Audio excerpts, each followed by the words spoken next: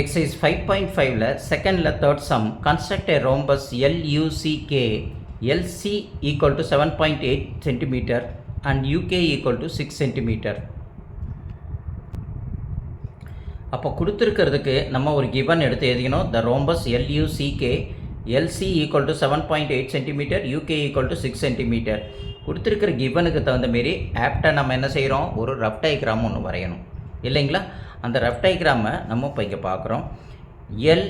LUCK அப்போ பார்க்கும்போது என்னது, LC அப்படின்றத நம்மளுக்கு பேஸாக எடுக்கிறோம். இங்கே வேறு எதுவுமே பேஸ் கிடையாது. அதனால் கொடுத்துருக்கிற டயகனலை ஆப்போசிட் வெர்டெக்ஸில் நம்ம வரையக்கூடிய அந்த லைனை பேர் தான் என்ன சொல்கிறோம், டயகனல் சொல்கிறோம். அது வந்து எவ்வளோ இருக்குது, 7.8. அதை தான் அதில் இருக்கிறதுலையே ஹையஸ்ட் எதுன்னு பார்க்குறோம். இங்கே 6 இருக்குது, இங்கே 7.8 இருக்குது. அந்த 7.8 தான் நம்ம என்ன செய்கிறோம், நம்ம பேஸாக எடுத்துக்கிறோம். அந்த கொடுத்துருக்கிற அந்த KU இருக்குது பார்த்தீங்களா, அந்த KU அந்த டயகனலும் அதுவும் 6 cm அப்படின்ட்டு இங்கே இருக்குது. ஸோ இப்படி நம்ம எடுத்து எழுதிட்டோம்னா நம்மளுக்கு என்ன ஆகிடும், ஒரு ரஃப் டயக்ராமுக்கு 1 மார்க் நம்மளுக்கு கிடைக்கும் ஃபஸ்ட்டு. இப்போ இன்னொரு புரிதலையும் நம்ம கொண்டு வந்துடணும். என்ன அண்டர்ஸ்டாண்டிங், ரோம்பஸுக்கு all the sides are to be equal அப்படின்றத நம்ம ஃபஸ்ட்டு புரிஞ்சுக்கிட்டு ரஃப் டயக்ராம் போட்டுட்டோம், 1 மார்க் வந்தாச்சு. அடுத்தது நம்ம என்ன செய்கிறோம், ஃபேர் டயக்ராமை இப்போ நம்ம பார்க்க போகிறோம்.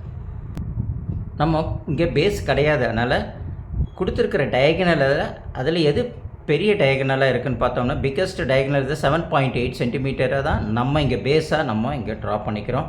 அதை தான் 7.8 இல்லைங்களா. அப்போது நம்ம அந்த பேப்பரில் 7.8 கரெக்டாக என்ன செய்யணும், சென்டரில் நம்ம ப்ளேஸ் பண்ணுற மாரி ட்ரா பண்ணிக்கலாம்.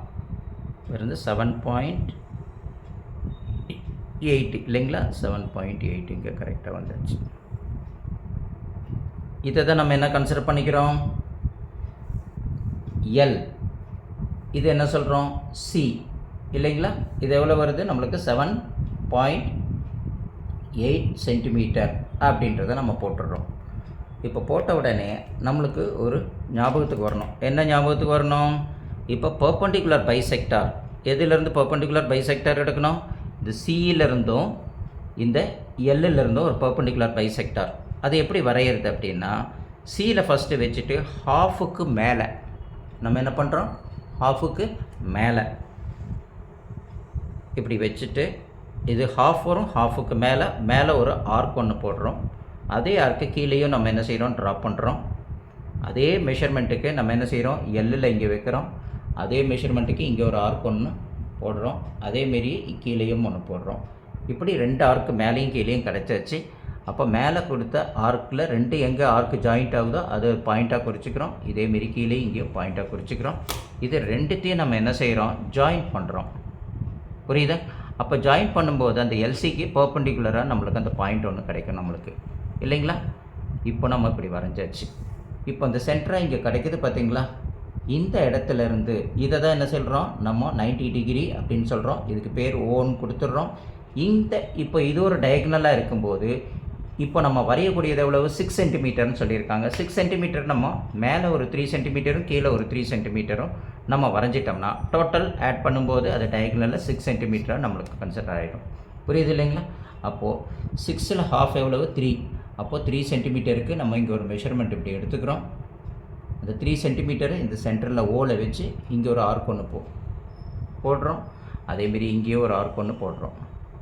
அந்த ஆர்க் இங்கே அடிக்கும்போது கரெக்டாக நம்மளுக்கு என்ன ஆகுது, ஒரு பாயிண்ட் இங்கே 3 சென்டிமீட்டருக்கு இங்கே ஒரு ஆர்க் ஒன்று கிடைக்குது இல்லைங்களா. இந்த இடத்துலையும் அதேமாரி இங்கே ஒரு கிடைக்குது. அப்போ மேலே இருக்கிறதுக்கு பேர் வந்து நம்ம கே அப்படின்னு பேர் கொடுத்துக்கிறோம். அந்த பாயிண்ட்டுக்கு கீழே இருக்கிற பாயிண்ட்டுக்கு என்ன செய்கிறோம், யூன்ற பேர் கொடுக்குறோம். இந்த எல்லாத்தையுமே இப்போ நம்ம என்ன செய்கிறோம், ஜாயின் பண்ணுறோம். இந்த யூவையும் இந்த கேவையும் ஜாயின் பண்ணுறோம்.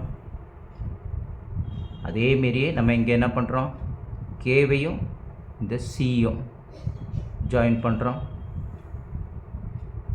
அடுத்தது அதேமாரியே என்ன செய்கிறோம், இந்த சியும் யூவையும் நம்ம ஜாயின் பண்ணுறோம். இந்த யூ இருக்குது இல்லைங்களா, இந்த யூ இங்கே வந்து என்ன இருக்குது, சி இருக்குது, இதையும் நம்ம ஜாயின் பண்ணுறோம். அதேமாரி இந்த பக்கம் பார்க்கும்போது என்ன இருக்குது, கேவும் இந்த எல் இருக்குது, இதையும் நம்ம என்ன செய்கிறோம், நம்ம ஜாயின் பண்ணிடுறோம். ஸோ இப்படி ஜாயின் பண்ணி முடித்த உடனே நம்மளுக்கு என்ன கிடைக்கிது, LUCK அப்படின்றது நம்மளுக்கு கிடைக்குது இல்லைங்களா. இப்போ இதிலிருந்து நம்ம என்னதை ஒரு புரிதல் கொண்டு வந்துடுறோம், all the sides to be equal அப்படின்றது நம்மளுக்கு ஒரு கான்செப்ட் ஒன்று கிடைக்கிது. இங்கேருந்து இங்கே வரைஞ்சதுக்கு எவ்வளவு 3 சென்டிமீட்டர் இல்லைங்களா. 0லேருந்து யூக்கு வரைஞ்சது எவ்வளவு 3 சென்டிமீட்டர். சென்டர் நம்மளுக்கு ஓ, இது 7.8 சென்டிமீட்டர். அவ்வளோதான். இப்போ நம்ம என்ன செய்கிறோம், எல்லாமே ஈக்குவலாக இருக்குது. இப்போ நம்ம பார்க்கும்போது ரோம்பஸை நம்ம வரைஞ்சாச்சு. இப்போ அடுத்தது நம்ம என்ன பார்க்க போகிறோம், கேல்குலேஷன் ஏரியாவை பார்க்குறோம். புரியுதுங்களா. அந்த கேல்குலேஷன் ஏரியா எப்படி பண்ணுறதுன்னு இப்போ பார்ப்போம். இப்போ நம்ம கேல்குலேஷன் ஏரியாக்குள்ளே வரோம். The area of the rhombus LUCK equal to ½ into D1 into D2 square units அப்படின்னு போடுறோம். D1 அப்படின்னு சொல்கிறது நம்ம ஆல்ரெடி இருந்தது இல்லைங்களா. பேஸாக எடுத்து பார்த்தோம் பார்த்தீங்களா. பிக்கஸ்ட் டயக்னல்னு சொல்கிறோம் பார்த்தீங்களா. பிக்கஸ்ட் டயக்னல்னு ஆப்போசிட் வெர்டெக்ஸை ஜாயின் பண்ணுறது தான் பிக்கஸ்ட் டயக்னல். அதை வித்தின் தட் ரோம்பஸ்குள்ளே இருக்கிறது. அதுதான் 7 நம்மளுக்கு என்னது 8. அது 7.8ன்றது நம்ம இங்கே போட்டுட்டோம். இன்ட்டு அடுத்த டயக்னல் நம்ம இங்கே 3 எவ்வளோ ஆகிடும் 6 ஆகிடும் இல்லைங்களா. அதுதான் D2 அப்படின்னு சொல்கிறோம். அந்த 6ஐ இங்கே நம்ம போட்டுடுறோம். இப்போது 1/2 இன்ட்டு 7.8 இன்ட்டு 6 அப்படின்னு நம்ம போடுறோம். ஸோ அப்போது 2ஆல் அந்த 7.8 தான் 3.8 அப்படின்னு நம்மளுக்கு கிடைக்கும்.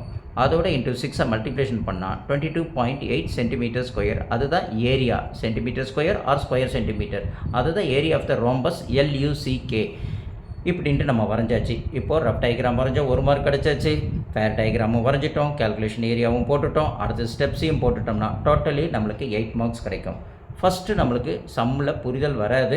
ஃபஸ்ட்டு அண்டர்ஸ்டாண்டிங் வந்துடுச்சுன்னா நல்லா போட்டு பாருங்கள். புரிகிற வரைக்கும் 1 வாட்டிக்கு 2-3 வாட்டி வீடியோவை போட்டு பாருங்கள். நல்லா புரிஞ்சதுக்கப்புறம் நீங்கள் ஒரு 3 வாட்டி தனியாக போட்டு பாருங்கள். அதுக்கப்புறம் நீங்கள் போட்டு எக்ஸாமில் எழுதி பாருங்கள். உங்களுக்கு ஃபுல் மார்க் 8 மார்க்ஸ் கண்டிப்பாக கிடைக்கும். புரியுதுங்களா. அதனால் நீங்கள் ப்ராக்டிஸ் நல்லா பண்ணுங்கள், ஈஸியாக உங்களுக்கு மார்க் கிடைக்கும்.